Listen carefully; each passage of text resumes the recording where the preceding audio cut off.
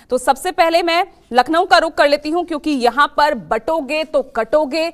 अब इस बयान को लेकर अब पोस्टर वॉर यहां पर छिड़ती नजर आ रही है। यहां पर योगी आदित्यनाथ के पोस्टर्स तो हम आपको दिखाई चुके हैं। अब उसके जवाब में समाजवादी पार्टी दफ्तर के बाहर भी पोस्टर लगा जिसमें लिखा गया ना बटेंगे ना कटेंगे, 2027 में नफरत वाले हटेंगे। तो वहीं अब देखिए बयान भी किस तरह से सामने आए। शिवपाल यादव तो सीधा कह रहे हैं कि पीडीए ना तो बटेगा ना ही कटेगा, जो ऐसी बातें करेगा वो पिटेगा। तो यहां तो अशोक अलग ही एक पोस्टर वॉर छिड़ गई है।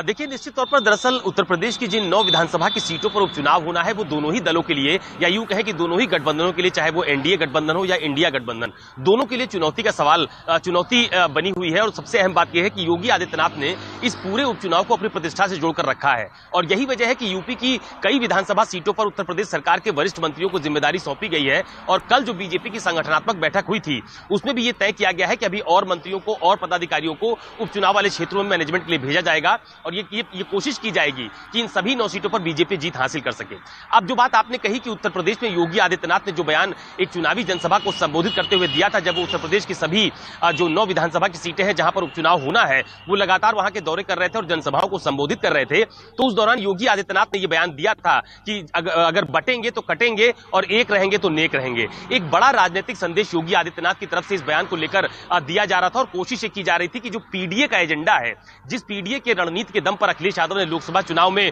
बड़ी सफलता हासिल की, उत्तर प्रदेश में वो 5 सीटों से सीधे 3 सीटों से सीधे वो 37 सीटों का सफर उन्होंने तय किया और देश की सबसे बड़ी तीसरी पार्टी बनकर उभरे। उसी पीडीए की रणनीति को कैसे डेंट पहुंचाया जाए, इस पर बीजेपी के तमाम सारे जो रणनीतिकार है वो लगातार मंथन भी कर रहे हैं। दरअसल लोकसभा चुनाव में अखिलेश यादव ने जो पीडीए का एक फॉर्मूला इजाद किया था और उसकी रणनीति के तहत टिकट का बंटवारा भी किया,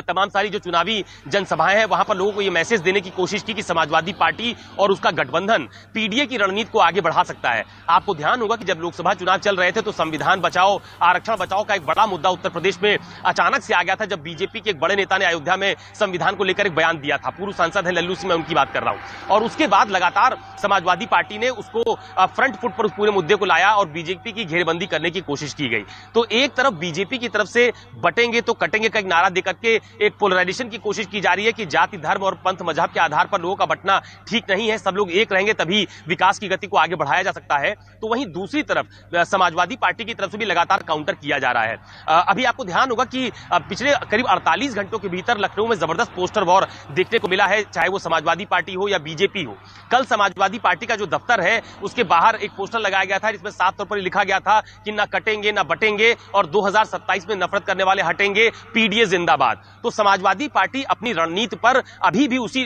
कह सकते हैं आप गति से आगे बढ़ रही है, जिस गति से उसे लोकसभा चुनाव में अपनी रणनीति के तहत काम किया था। और बीजेपी की तरफ से लगातार ये कोशिश की जा रही है कि इस पीडीए को कैसे, जो ये जातिगत गोलबंदी जो पीडीए की रणनीति के तहत की गई है उसको कैसे तोड़ा जाए। और एक बड़ा फोरम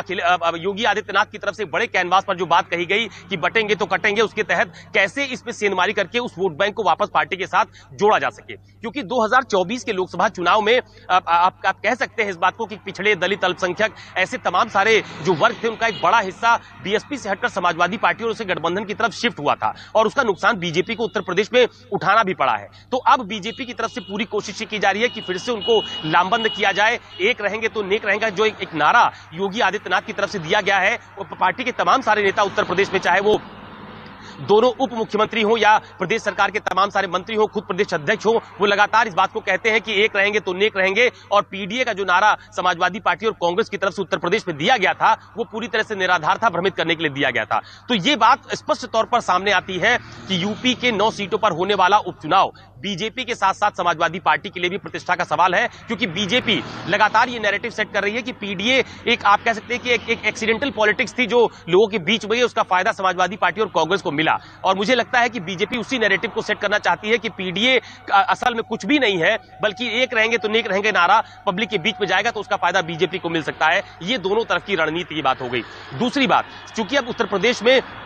कांग्रेस पार्टी उपचुनाव नहीं लड़ रही है, वो समाजवादी पार्टी को सभी सीटों पर समर्थन दे रही है। उसके पीछे भी यही माना जा रहा है कि ये लोग ये नहीं चाहते थे कि अलग अलग उम्मीदवारी हो या फिर कुछ सीटों पर कांग्रेस पार्टी अपने उम्मीदवार उतारे तो वो शायद उतना मजबूत प्रदर्शन नहीं हो पाएगा उत्तर प्रदेश में, क्योंकि समाजवादी पार्टी प्रमुख विपक्षी दल की भूमिका में है और वो ज्यादा मजबूत मानी जाती है उत्तर प्रदेश में कांग्रेस के लिहाज से। तो इसलिए यह तय किया गया कि जो पीडीए की रणनीति पूरे उत्तर प्रदेश में कारगर साबित हुई है, अगर कांग्रेस और समाजवादी पार्टी एक साथ लड़ेगी तो वो पीडीए फिर से लामबंद रहेगा।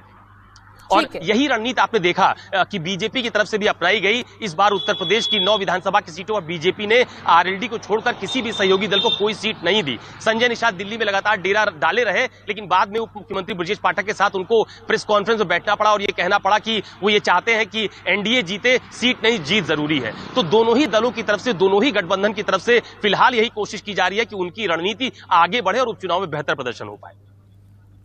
ठीक है, तो यहां पर देखिए अब क्योंकि रणनीति जो है हर किसी की तरफ से, क्योंकि एक नाक का सवाल, ये 9 सीटें बनी हुई है यूपी के विधानसभा उपचुनाव की 9 सीटें। अब ऐसे में